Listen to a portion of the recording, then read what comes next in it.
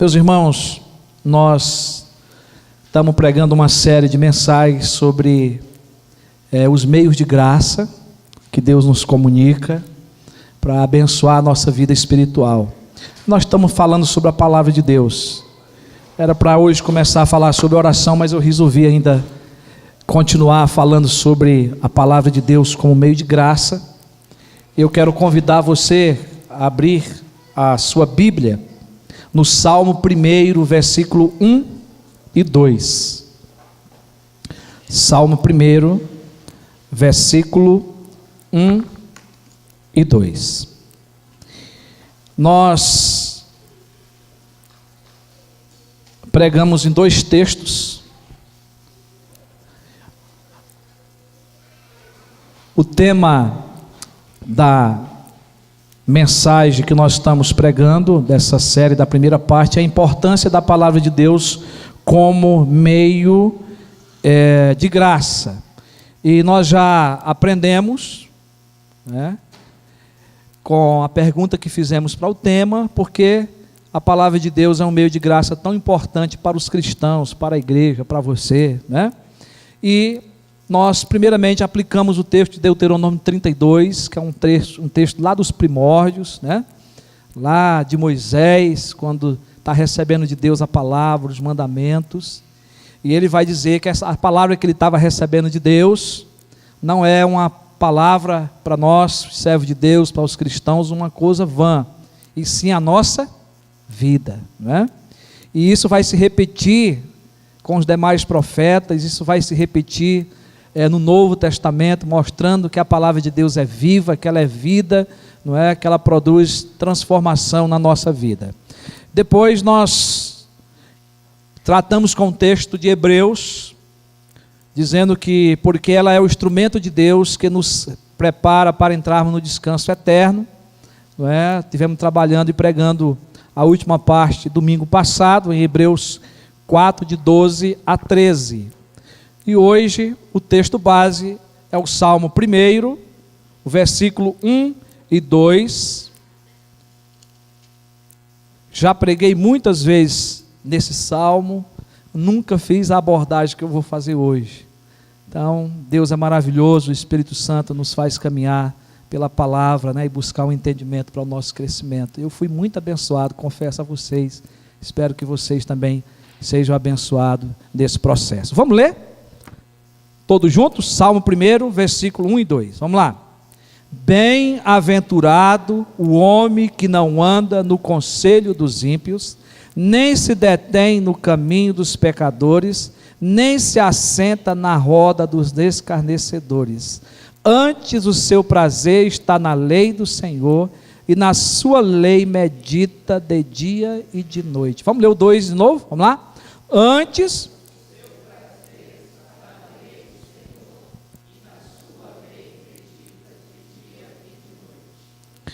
Meus irmãos, nós então perguntamos aí novamente por que a palavra de Deus é um meio de graça tão importante para os cristãos. E aí nesse texto nós vamos ter uma resposta fantástica, porque ela é a fonte ou a razão para a nossa meditação diária. Está aí no versículo 2, dizendo que nela nós temos que meditar dia e noite. Bom, nós temos um crescente, a cada dia cresce no mundo, principalmente no nosso país, os métodos de meditação que são ensinados por programas de televisão, sites, revistas e outros meios de comunicação. A meditação, ela tornou-se a palavra do momento para muitos. Quantas pessoas que andam em busca de meios que ajudam a pessoa a meditar. O conselho que é dado pelos mestres, desses ensinamentos, é que quando você começa a se sentir improdutivo, é realmente útil, é realmente necessário fazer um intervalo para meditação. E eles ensinam que a meditação é o relaxamento da mente, até o ponto em que pouco ou nenhum pensamento ocorre. Isso é os mestres aí do nosso mundo que ensinam. Bom, mas a palavra meditar, ela tem a sua origem latina. Significa, entre outras coisas, preparar para a ação. Mas eu, pesquisando sobre o assunto ao nível espiritual, gostei muito de uma definição de Packer, naquele livro O Conhecimento de Deus, que você pode depois checar lá, é um livro bom de você ler também, fica uma dica aí. Ele diz o seguinte: o conhecimento de Deus nos fornece uma boa definição de meditação à luz da Bíblia. Ele passa a dizer: meditação é o ato de trazer à mente as várias coisas conhecidas sobre os procedimentos, as peculiaridades, os propósitos e as promessas de Deus. Pensar, deter-se nelas e aplicá-las à própria vida. É a atividade do pensamento santo, conscienciosamente apresentado diante de Deus sobre os seus olhos, com seu auxílio e como meio de comunhão com Ele.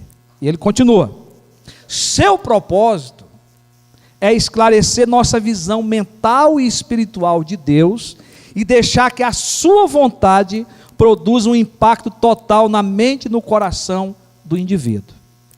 É o modo de falar consigo mesmo a respeito de Deus e de si próprio. É, na realidade, um meio de raciocinar consigo mesmo em ocasiões de dúvida e apreensão, até chegar ao claro entendimento do poder e da graça de Deus. Então ele caminhou bem aí, né, no seu entendimento do que é meditação, e eu acredito que ajuda a gente a pensar. Mas daqui a pouco nós vamos para o texto. Então nós podemos afirmar, irmãos, diante, né, desse processo aqui, que nós cristãos, para nós cristãos, a meditação é a concentração intensa da mente que permite uma prática profunda do pensar. E o objetivo da meditação secular, da qual eu falei dos mestres que ensinam aí fora, é esvaziar a mente. Mas o objetivo da meditação bíblica é preencher a mente com a verdade de Deus, com o propósito de aplicar a palavra de Deus no nosso dia a dia, no nosso cotidiano. Então é o contrário. Por isso que a gente tem que ter cuidado com os métodos que são ensinados aí fora. O método cristão, o método bíblico, a meditação é você preencher a mente com as coisas de Deus e não esvaziá-la. Bom, mas meus irmãos, nós precisamos então ir para a exposição da palavra. A Bíblia, a palavra de Deus, é a fonte da graça de Deus para a nossa meditação diária. Não existe outra. O Salmo 1 fala do homem feliz, do homem de Deus, do homem bem-sucedido, claro, também da mulher, né? E diz aí: antes o seu prazer está onde? Na lei do Senhor, e na sua lei medita de dia e de noite. O homem e a mulher bem-sucedido, mais do que feliz, é esse que gasta tempo com a palavra e medita na palavra. Esse homem feliz, essa mulher e esse homem feliz, que são bem-sucedidos, não anda no conselho dos ímpios. Já está claro aí. Não vai buscar esse tipo de meditação lá, budista, seja ela qual que for. Ok? E diz aí também que não se detém no caminho dos pecadores, nem se assenta da roda dos escarnecedores. Porque o seu prazer está na lei de Deus, na palavra de Deus, e nela medita dia e noite. Bom, queridos, a palavra hebraica, traduzida como meditação aqui, tem o sentido também de resmungar, murmurar, refletir, proferir e falar. Então o significado pode ser mais ou menos esse: lê sussurrando suavemente em média voz a palavra de Deus, com o objetivo de guardar ela no coração, ou seja, de reter ela, reter aquilo que é lido. Então você lê e você sussurra, para que você possa ouvir. A verdadeira meditação bíblica então se dá quando recitamos ou musicamos o que lemos da palavra de Deus, com a finalidade de gravar ela no coração, em nossa memória, né, todos os seus ensinamentos. Esse é o sentido da palavra hebraica aí traduzida, não é, por meditação. Mas eu creio também, irmãos, que essa é uma disciplina espiritual que acontece quando nós lemos as Escrituras. Nós somos levados a refletir sobre o que descobrimos sobre Deus. É aquele momento que nós começamos a pensar na santidade de Deus. É aquele momento que você começa a pensar no poder de Deus, no grande amor de Deus. É aquele momento que vai além da leitura. E você pode sentir quem Deus é. E você apreciar Deus pela sua santidade, pela grandeza do seu poder. Mas vai ainda mais além. É você se silenciar e sentir o poder transformador e perdoador de Jesus. Você visualizar na sua mente a morte de Cristo, quando Ele entrega a sua vida lá na cruz do Calvário, derramando o seu sangue, totalmente de graça, em nosso favor. Pensar que eu não merecia tal graça, mas Ele me concedeu por amor. Isso faz parte de meditação. E aí, meus irmãos, nós podemos perguntar, então, nesse momento, por que a palavra de Deus é a fonte para a nossa meditação diária? Eu quero pelo menos dar 2 motivos, aqui baseado nesse texto. Pelo menos 2 motivos, por que a Bíblia, ela é a fonte para a nossa meditação diária. E não outros instrumentos que se tem por aí, escritos, né? E que aí são muito falados nas rádios e coisas assim. O primeiro motivo é porque ela tem o poder de mudar a nossa conduta. Por que eu tenho que meditar na palavra, na lei de Deus? Porque ela tem o poder de mudar a nossa conduta. O versículo 2 começa com a palavra antes. Antes, o seu prazer. Antes, a sua alegria. Antes, o seu deleite estava nas coisas do mundo, no pecado, em satisfazer a sua carne. Mas agora, quando você conhece a palavra, isso muda. E louvado seja Deus por isso. É isso que o salmista quer nos levar a entender. O antes aqui se refere à vida sem o conhecimento de Deus, a vida pregressa, que nós vivíamos longe dos caminhos do Senhor, que está relatado no versículo 1. O contraste aqui é grandioso e forte para a nossa vida. Em vez de ter prazer nos conselhos dos homens maus, agora, quando eu conheço a palavra, quando eu conheço a lei de Deus, muda. O meu prazer está agora em conhecer a Deus e obedecê-lo. Mudança radical. Em vez de seguir o caminho dos pecadores, de participar dos valores e costumes dos perversos, agora meus valores são mudados pela palavra de Deus. Os meus valores agora passam a ser os valores de Cristo. Os seus princípios, os seus ensinamentos. Isso agora é que vai nortear a minha vida. Em vez de ficar sentado com os pecadores, zombando da palavra de Deus, do que é sagrado, do que é santo, minha vida mudou. Agora não adoto mais essa postura. Agora o meu prazer, o meu deleite está em Deus, está na sua palavra, está no conhecimento de Deus.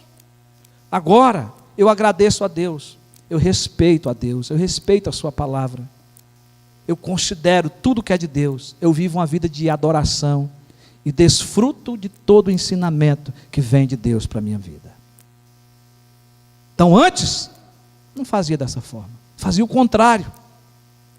Tudo aquilo que me dava prazer, que satisfazia a carne, satisfazia o pecado, agora eu abomino, porque eu conheço a palavra de Deus, eu conheço a lei de Deus. Agora eu tenho prazer nas coisas de Deus, eu tenho prazer em santificar o nome de Deus. Então, a Bíblia é a fonte da nossa meditação, porque quando nós lemos e meditamos, ela vai gerar em nós mudança. Então ela é a fonte que muda a nossa conduta, muda o nosso estilo de vida para melhor, e glória a Deus por isso. Mas o segundo motivo que nós podemos ainda tirar dessa palavra aqui,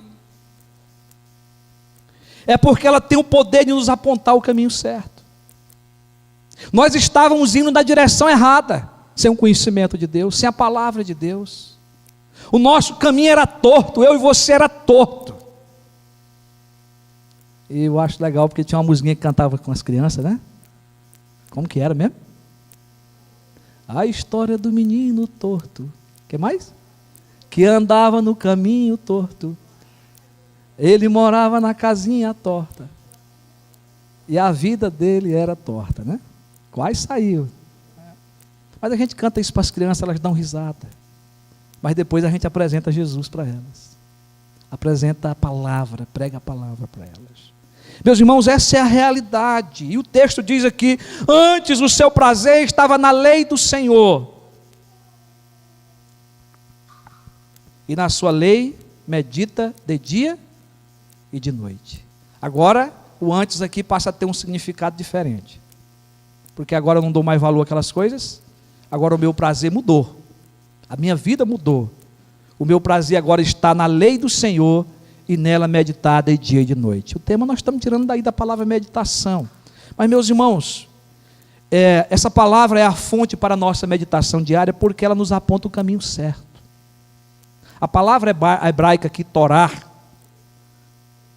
lei, né, traduzida para nós, expressa a ideia de Deus apontando o caminho para a vida em comunhão com Ele. Eu vou repetir para você lembrar disso aqui.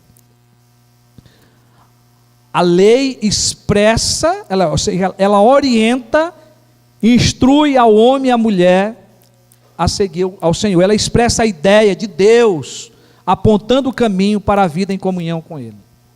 Ela orienta, ela instrui ao homem e à mulher que segue ao Senhor. Ela direciona para a vontade de Deus, para aquilo que é correto. São palavras de Deus que entram e penetram no mais profundo do coração, da mente e do nosso coração. Para isso é preciso você conhecer. Para isso é preciso você lê-la. Por isso é preciso você sussurrar, repeti-la, para que entre no seu coração e você possa guardar. Então você precisa da palavra, porque é ela que vai apontar o caminho certo para a sua vida. Ela atinge o alvo. Ela é flecha que não erra. Ela é espada de dois gumes, como nós aprendemos. Essa palavra sai da mente de Deus e penetra na mente do homem, que a lê e que nela medita. Esse é o poder que a palavra de Deus tem. A lei que o salmista se refere aqui, no primeiro momento, ela é definida como Pentateuco, os 5 primeiros livros da Bíblia. Quem lembra de qual aí?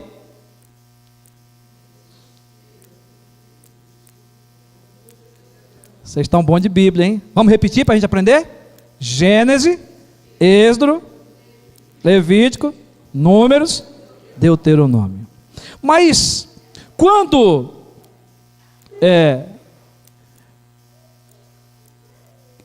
esses 5 livros da Bíblia, tido como a Torá, os 5 primeiros livros, foi dado para que nós pudéssemos trilhar pelos retos caminhos do Senhor. Para o povo de Israel, para nós também. Mas aqui, quando o salmista já escreve, nós temos que olhar num contexto geral, porque a lei ultrapassa esse contexto apenas dos 5 livros, o Pentateuco. E agora, para nós, é toda a Bíblia, toda a palavra de Deus de Gênesis a Apocalipse. A palavra de Deus está cheia de mandamentos e promessas. Então ela extrapolou o contexto dos 5 primeiros livros da Bíblia. Então, o que o salmista quer nos passar aqui é que ele confiava que a lei de Deus é verdadeira e é absoluta, a palavra de Deus, todos os escritos da palavra de Deus. não contém somente parte da verdade, mas toda a verdade. Então o justo, o povo da aliança, aceita as Escrituras como orientação verdadeira de Deus para separar o certo do errado. Era assim que eles compreendiam quando esse salmo está sendo escrito.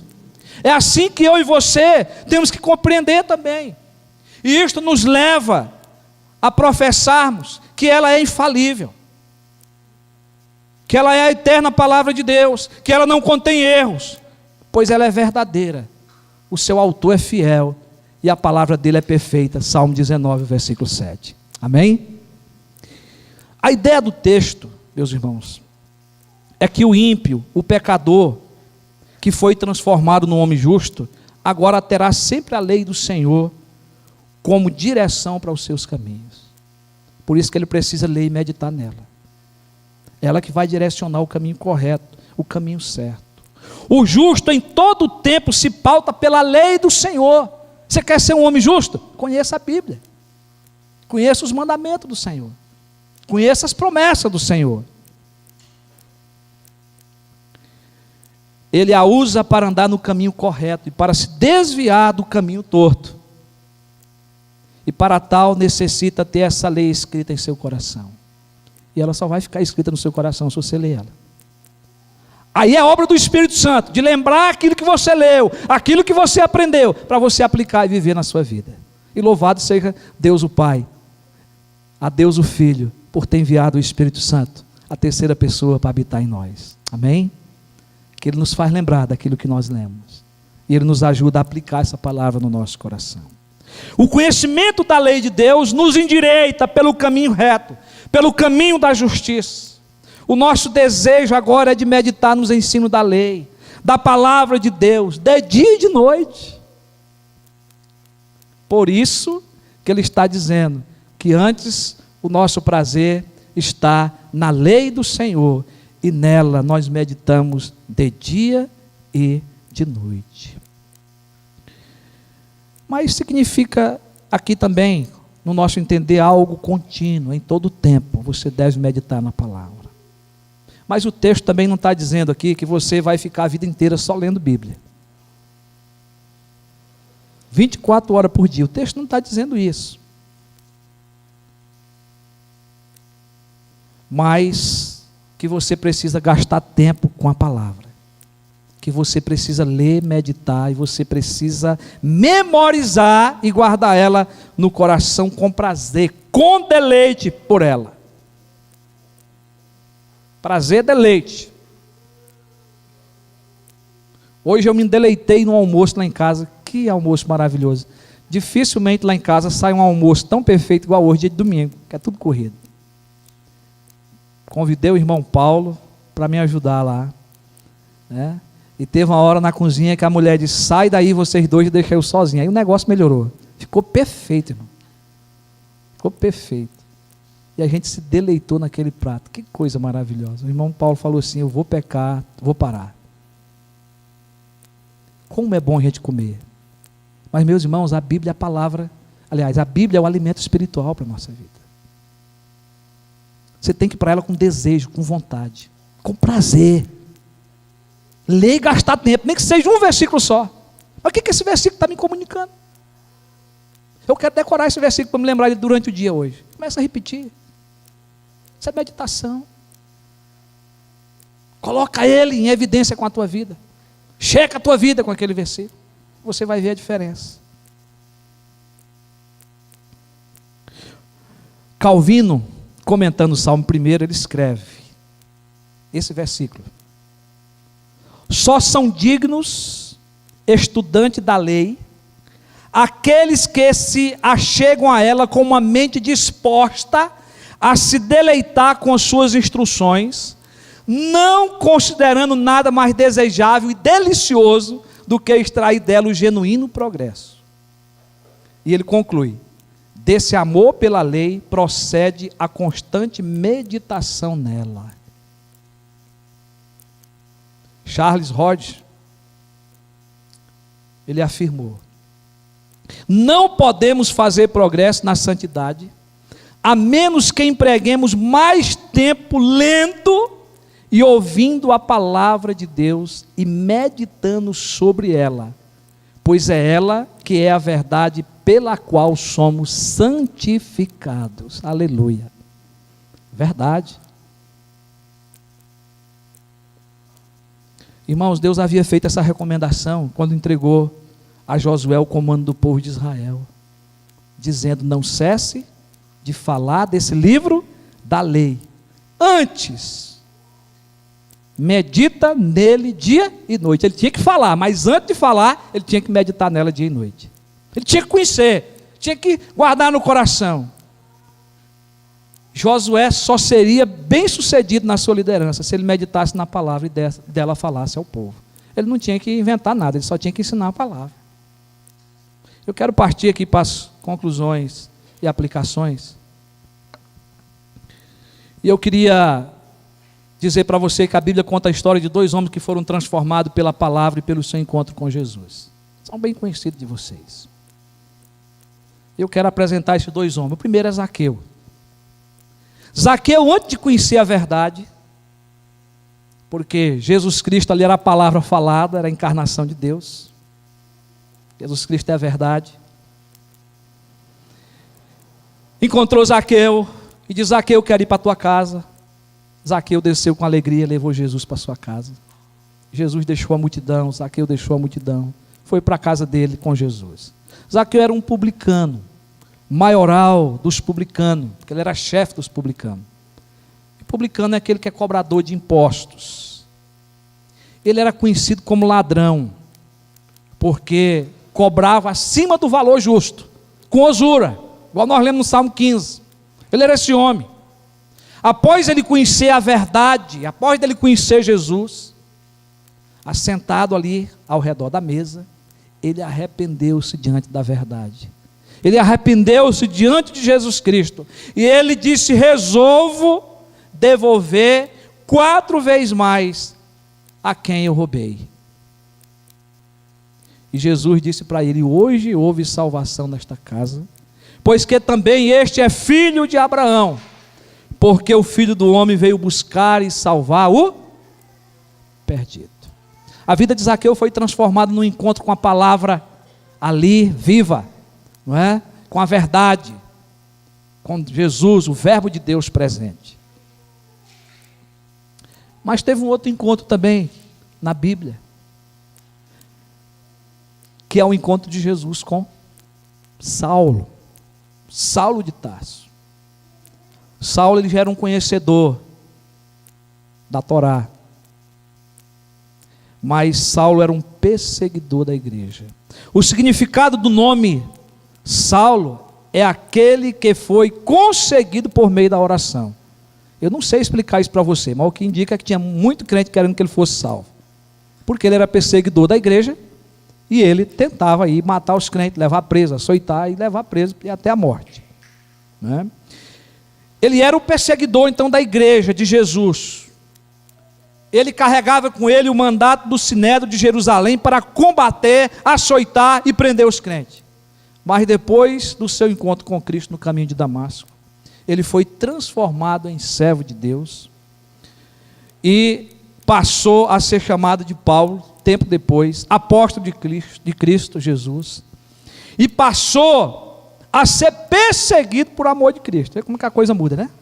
Ele perseguia por causa do nome de Cristo, a igreja de Cristo, agora ele passa a ser perseguido por causa do amor de Cristo.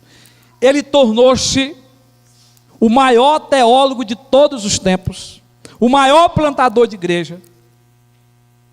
E esse homem amou as Escrituras, esse homem amou a lei de Deus como nenhum qualquer. Eu não posso me igualar a Paulo. Tornou-se um dos maiores escritores inspirado pelo Espírito Santo. E o Novo Testamento está recheado de cartas dele. Cartas teológicas, doutrinárias, que são maravilhosas para a nossa vida. Jesus lhe transformou, mas Jesus transformou ele com todo o conhecimento que ele já tinha do meio dos judeus. E diz a Bíblia que ele foi formado ao pé de Gamaliel. Teve uma boa formação. E ele usou tudo isso para a glória de Deus. Meus irmãos, e você? Qual que vai ser a sua história? Você que é servo de Deus, você que está nos visitando, qual vai ser a sua história de transformação? Após conhecer a Jesus e a sua palavra, o que vai mudar em você? Somente as Escrituras, somente a palavra de Deus, através de Jesus Cristo, tem o poder de mudar a nossa conduta. Mudou de Zaqueu, mudou a de Paulo, mudou a minha, pode mudar a sua também, porque a palavra de Deus é a fonte da nossa meditação, e quando a conhecemos e meditamos nela, a nossa vida é transformada, porque ela nos aponta o caminho correto, o caminho certo. Ela orienta, ela instrui e nos leva ao conhecimento de Jesus Cristo, o nosso Salvador. Fica um desafio para você aqui hoje, leia a Bíblia. Leia a Bíblia. Quanto tempo você tem desperdiçado na televisão, no Zap Zap? Quanto tempo você tem desperdiçado com amigos? E às vezes com os amigos você não fala da palavra de Deus, porque você não conhece, porque você não lê, porque você não medita nela. Então leia a palavra, ore, medite nela, e pode ter certeza que a sua vida não será mais a mesma. Prove, experimente disso.